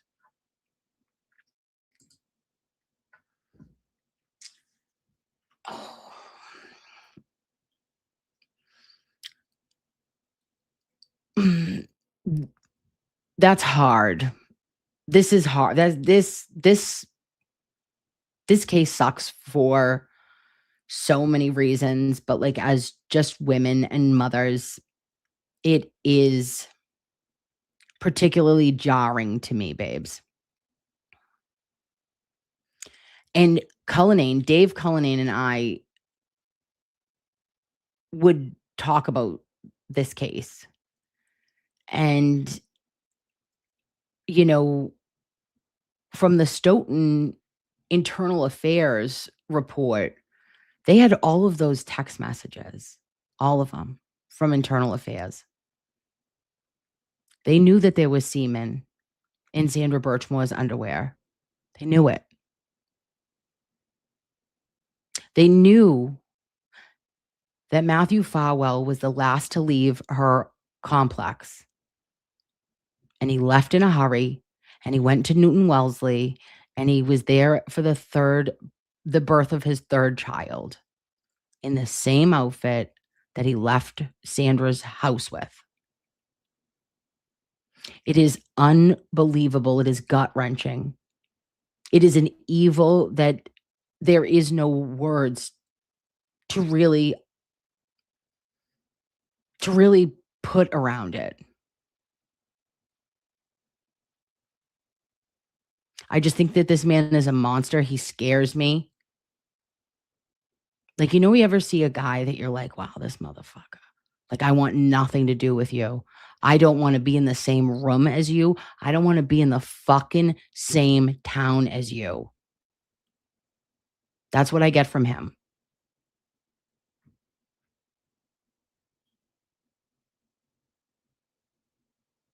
But it's even more offensive because Meatball Morrissey, he knew. He knew all of it. And for you never to even get a DNA sample leads me to believe there is nefarious shit happening here. Do you know?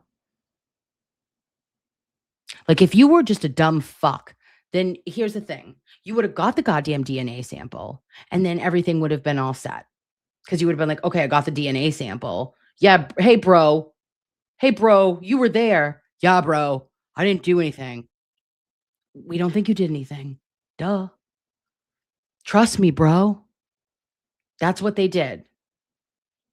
And then the DA, the Norfolk County DA, doubled down and tripled down. And still to this goddamn day, will not say, after 2 independent autopsies, that Sandra Birchmore's death is a homicide. It is not a suicide. And shame on him for getting his fat ass up there and not doing the right thing by 50% of the population, women, and the girls that live in your county. And you wonder, Mr. Morrissey, why we don't trust anything that came from you or your fucking office. Because if you had all this information and with a straight goddamn face, you did nothing to protect the next generation of young Sandra Birchmores. But if you had it your way, you would have left monsters in positions of power. So in my book, you're just as fucking bad. Pardon me, Loveys. I'm sorry. I'm sorry to be fresh and have my mouth like that at 8:00 at night. And Leah Baker says, Morrissey telling how much he values life. Amen, sister.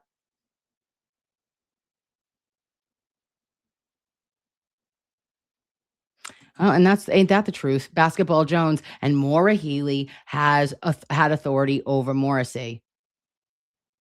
So everyone dropped the ball. Every one of you on every level of government failed. And you wonder where the trust is, where the distrust comes from. I don't. You all knew, and you looked the other way. When Karen Reed and Alan Jackson and David Yannetti, our bowl of spaghetti, and Mr. Alessi, and Mr. Betterow, and Liza Little, sorry. And when we look at this, a team that said this office had a culture of corruption, and that the tall blue wall, babe, it was all there. And it was since Sandra's case and probably before and since. And there will only be change when we break the wheel. And Phil says Meatball is stacking the deck against Deitch, so corruption will live on, unfortunately, in my opinion. Phil, don't say that. Phil McCracken, don't you say that. He is stacking the deck. But let me tell you something. Good outweighs bad. We're awake. We've red-pilled the shit out of this. And I cannot believe in my heart of hearts that a Morrissey adjacent, that is endorsed by, I cannot see it. I cannot see Norfolk County just being zombies and not being very active in the upcoming election. I pray for them. I pray for their daughters. I pray for their sons. I pray for everybody. I can't vote there, but it would be a shame if Adam Deitch doesn't win. It would be a fucking shame. DeJuna Perkins isn't enough. She's too, in my opinion. I think it takes balls of a guy who physically changed his address and said, this is the case. This is the one. We got problems. Figure it the fuck out. I liked it. And Robin says Deitch has to win. Oh. Perkins should drop out. And why?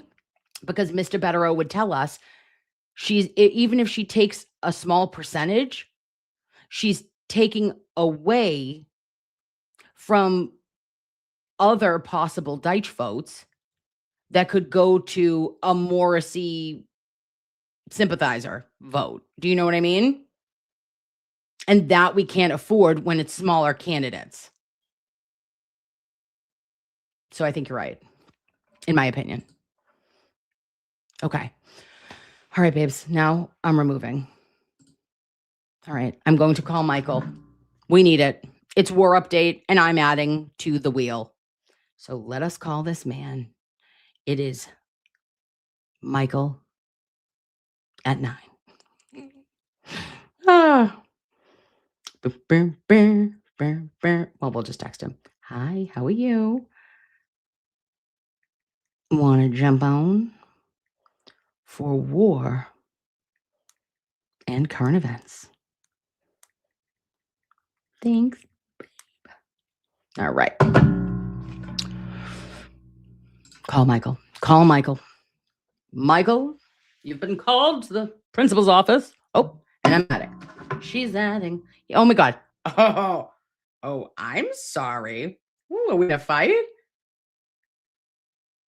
Did you just give me a thumbs up? Is that a fuck you? Did you just fuck you me from the kitchen? Oh, who you, me? Oh, sorry. What am I you? What do you mean? It was my little picture. Oh, yeah, I forgot about the thumbs up. That's my apology. That was an honest thumbs up.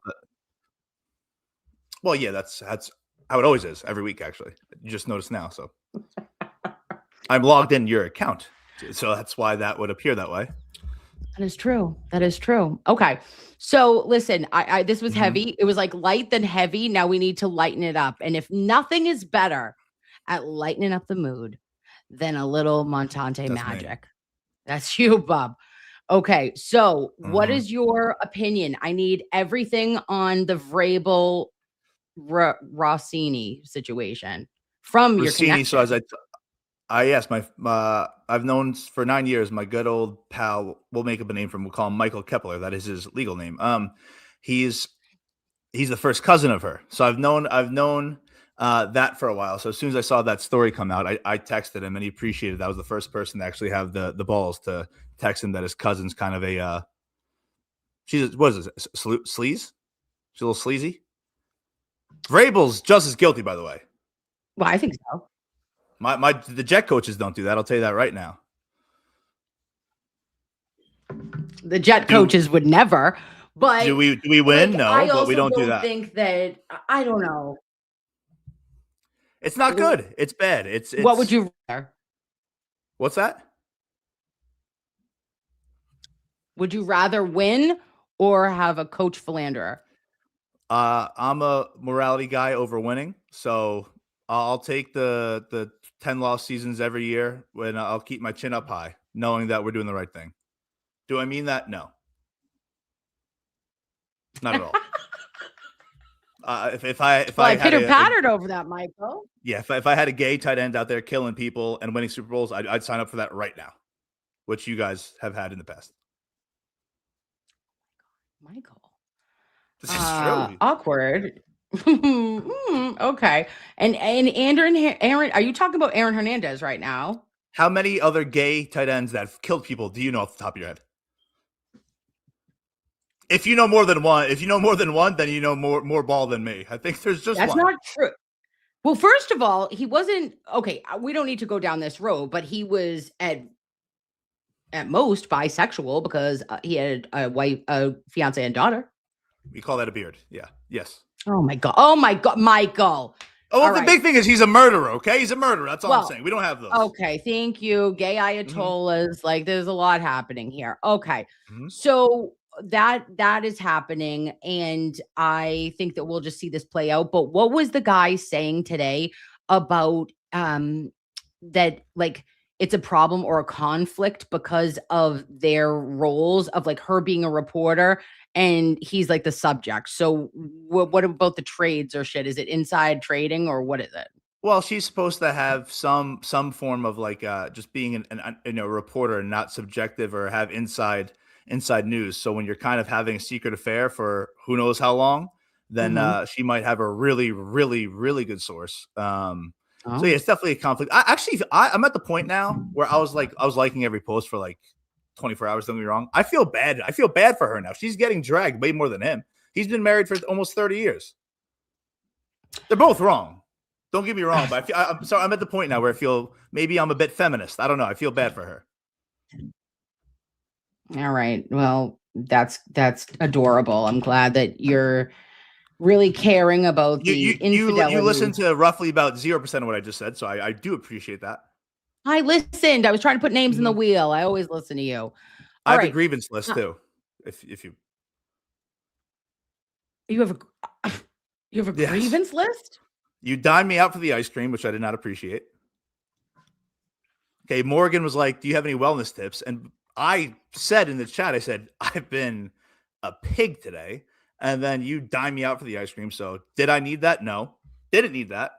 And then you lie your little tail off about opening day. What? Yeah, you're like, I was telling you before we even get to the weather situation. Okay. You, and I say this with all due respect, you are a nightmare leading up to the game. Oh, yeah. I don't know where I am in Boston, and every turn I'm making, I'm either getting audible displeasure or I'm getting faces that I'm feeling. Not even look, I feel that. So I look at you and I go, okay, we don't know where we're parking. You tell me where to go, and I'm okay with it. If it works out, great. If it doesn't, I'm okay with it. And then you give no suggestions and still bitch and moan. Okay. First of all, thank you so much. Thank you so much for jumping on tonight, babe. You're incredible. Hey, no problem. You are just so strong and so handsome. And like, here's the thing is that I don't know what to do, but I'm gonna bitch about it. And I think you know that. Okay. So let's not and first of all, it's parking. It's now like, and what you kept saying, which was pissing me off, was well, hey Kim, is this gonna be a ticket or a tow? A ticket or a tow? Yeah. And I'm like, hey Michael, it says we're not towing unless it's street cleaning day. And baby, it wasn't street cleaning day. But you don't know about you don't know about the fine print. Okay, I don't want to get real cars. Michael, there'd be no fucking cars. Listen, did it work out? It worked out. Okay, and I said the weathermen said by first pitch it'll be 64 degrees, and you go, oh, they don't know shit. Okay, well they knew shit that day. All right, so you got an overpriced sweatshirt and enjoyed a nice 68-degree day at the ballpark. It was wonderful. Welcome. Also, I had a great time. One last thing, one last grievance. I'm sick of these. I'm sick of the whole thing about the astronauts. I'm sick of it. Let's operate under the assumption that it's real. Okay. What's the point? We're spending billions of dollars, billions, to send 4 jabronis up into space to get what? Pictures of the Earth from 10 million miles away? Who gives a fuck? Who gives a fuck? Seriously. Hey, I don't know. People are out there acting like this is great. Fuck it.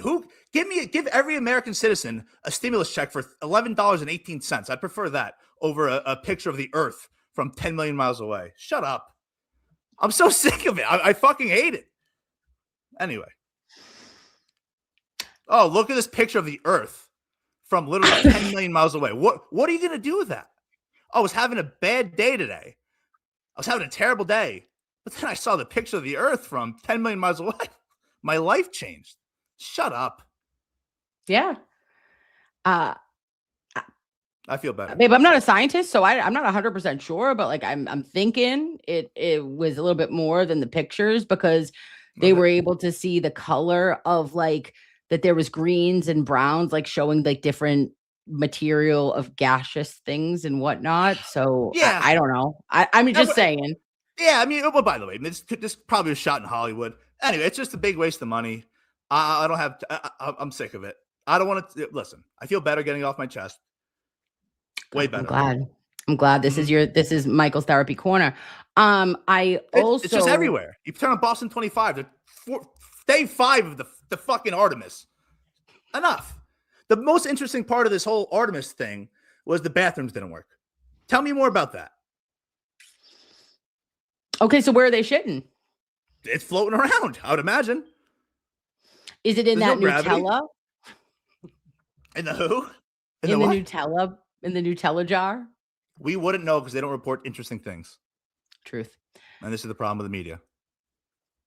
This is the problem with the media, Michael. Yes. Thank you. And I think that everybody is actually feeling you this way. All right. They're saying, what else would you like to know? Common Sense Investigator is blacked out. Meatball Morrissey is saying a bunch of floaters. Okay. Got floaters everywhere. Well, until they hit something. That's literally throwing shit against the wall. NASA edition. Also, the last thing on my grievance list, I looked. Oh my God! You guys all. This has nothing to do with you. Well, you're part of it. All you guys cover the true crime stuff. You know, very unbiased. No one's getting on Verizon. Verizon, they've scammed us. I've been scammed by a multi-billion-dollar corporation. Okay. We sign up. They say willy-nilly, we'll give you a free TV. I didn't ask for it, but I'll take it. Where's the TV? Mm-hmm. Where is it? Did you call? No.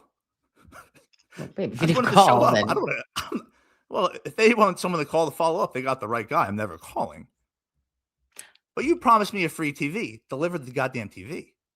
Well, and also, not for nothing, like they promised you a free TV. And when I asked you, I go, oh, that's amazing. What size is the TV? You said, I have no idea. Don't know. It's free.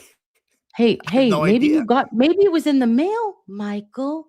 Maybe it was a little toy TV. You don't know because you don't read the fine print.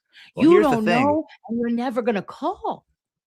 I'm never going to call. The only mail we get is from Meatball Skettystain. Okay. So Meatball, I'm not saying send a TV, but she might. No, you silly goose. No, Meatball, guess don't what I do it. found in Do the it. mailbox? Do it. In the mailbox that Meatball thought was a bag because of eyesight and vision from the porch was too far for her. And she goes, how did we miss that bag in the bush? And I was like, that would be the mailbox, my friend. And so when she came to, tell me why, Meatball, we have 3 beer pouches now for you to supervise us doing yard work, Michael. Yes, and it is a nice gift, but if you think I'm actually going outside when yard work's happening, you got the wrong guy. Well, you came out and you definitely. I have grievances. Do you want me to do my grievances, Michael? Go ahead. I'll debunk them within 2 seconds. Get out of town. I would never grieve. I actually, that was my grievances are too funny. Okay, you're too funny, bub. So good. And, I think you're perfect, practically perfect in every way. But I wanted to ask you the final thing because I would like to do the wheel of spinny, please. But can we watch one clip without you talking and interrupting? And then I want you to give me your take on it. Give me this one. Ready? Boom. Oh, it should be coming. To protect us from Kim Jong-un, who I get along with very well, as you know. Do you notice he said very nice things about me? He used to call Joe Biden a mentally retarded person, okay? So don't tell me about your stuff. Joe Biden, he said he's a mentally retarded person. He was so nasty to Joe Biden. He was terrible. But to me, he likes Trump. And do you notice how nice things are with North Korea? It's very nice. But we have... Well, good thing about that clip is it makes me laugh. And I knew instantly. You're like, Michael, you're too young. You're getting got by AI. And I was like, I know for a fact this is real. I did. And he does the great move where he's like, I can't believe he said this. Good move. You're fake covering your own ass. Insane clip. The fact that a president is saying, think about how the founding fathers used to speak, and then fast forward to 2026, we got a bright orange guy making retard jokes. Funny to me. Well, offensive to some. I get that. But I laughed. Okay. Well, you just said it again. I thought for sure because you got tricked by a Amazon wish list this week. So, I don't can you post you get got. You get got, Michael. Well, I think Amazon wish lists of all kinds are so pathetic that what's the difference between a real one and a fake one? Both equally as childish. My opinion. Yeah. Sue me. Don't actually. Yeah, no, we wouldn't. And that is correct. Is this a world leader? This is a world leader. It feels he's the leader of the free world. Well, that's true. Hey. And didn't he tell the small children, I guess, at Easter about the pen? Yeah, he loves we've covered this in the past. He loves circling back to the automated pen from Joe Biden, and he told a bunch of 7 and 8-year-olds, which is how I think you should spend your Easter, right? See the Easter bunny a little bit, then tell the little kids about Joe Biden's auto pen. That's Americana. Nothing better. Okay. If you ain't first, you're last, and that's it. Thank you, Michael. You're the best. That's it. On your mark, get set. See you in a while, crocodile. You just, yep. Bye. That, I every time. Every time. Every time. He's an angel. Just pull yourself off the screen. God help us. Okay, Loveys, listen to me. I'm putting your names right in. I'm at Laura L right now. And then did I do Coco? Coco, you're coming in hot, babe. You're getting on the wheel. Put you on the wheel. I'm on the wheel and you're on the wheel. And we like to feel boo, boo, boo. All right, let me remove. Can I remove? Oh, I can't. All right, I'm going to add. No. Present. No. No. Sorry, guys. Share it. Wheeling. Share. Add. Oh. One more time. She can do this. Add it to the stage. Okay. All right. Now here we are. On your mark. Get set. No, I'm adding. Still adding. Sorry. We have Coco. We have Coco.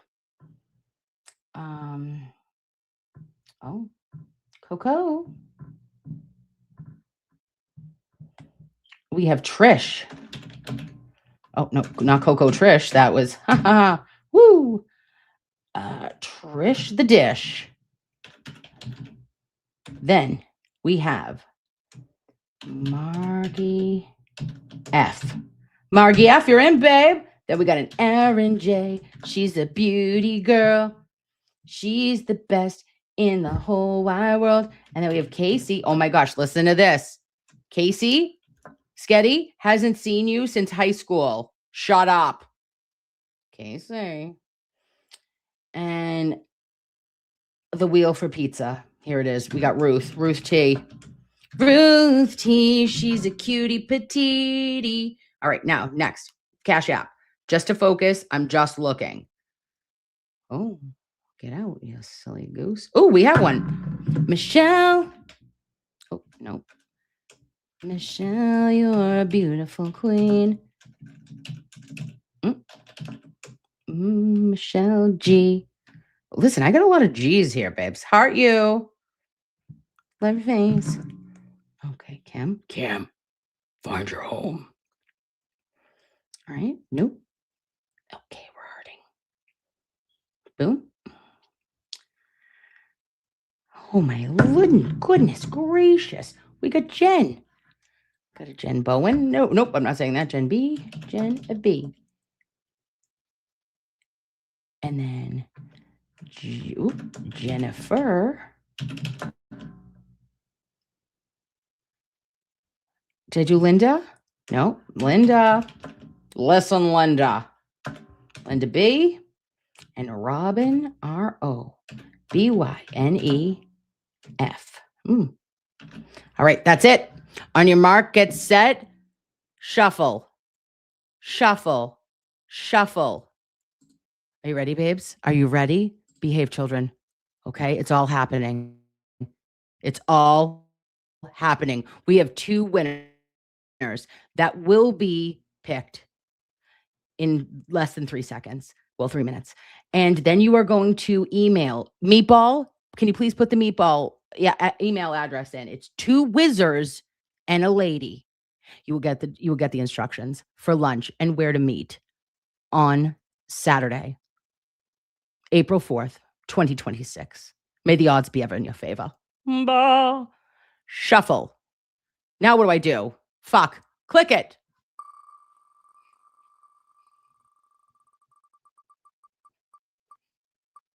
Hello. Hello. We have a winner, an artist dinner. Her name is Elaine C. Okay. Congratulations, Elaine C. We love you, boo. We're going to shuffle. Shuffle. Hey. And now we're going to click it. Bing, bing, bing, bing, bing, bing. Bing, bing, bing, bing, bing, bing. Bing, bing, bing. Trish from Cash App, you're here. We're queer. We love your faces. We're going to be having a magical night. Well, no, it's not a night. It's a lunch. A magical lunch on Saturday with me, the meatball, and 2 big old baskets. Okay? Until we meet again, my babes, thank you for being here. Thank you for understanding that I am the most delusional human being on this platform. Be good to yourselves. Be good to each other. And guess what? I'm going to be back Friday. Want to know why? Can't help myself. I'm a little psychotic.